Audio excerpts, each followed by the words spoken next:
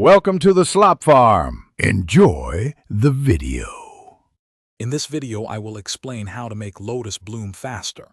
To begin, proper seed preparation is crucial for quick germination.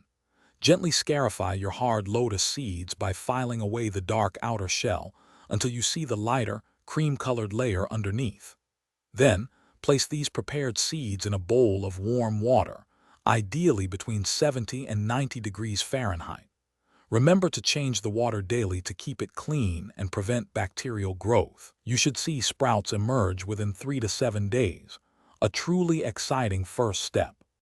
Once your lotus seeds have sprouted, creating the right environment is key for rapid growth and flowering. Lotus plants absolutely love sunlight, so ensure they receive at least 6 to 8 hours of direct sun every single day.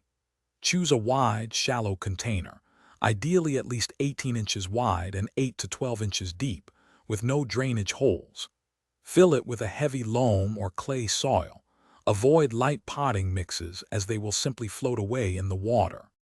To truly encourage your lotus to bloom faster, consistent nurturing is essential. Keep the water temperature warm, ideally between 75 and 87 degrees Fahrenheit, as this significantly boosts growth.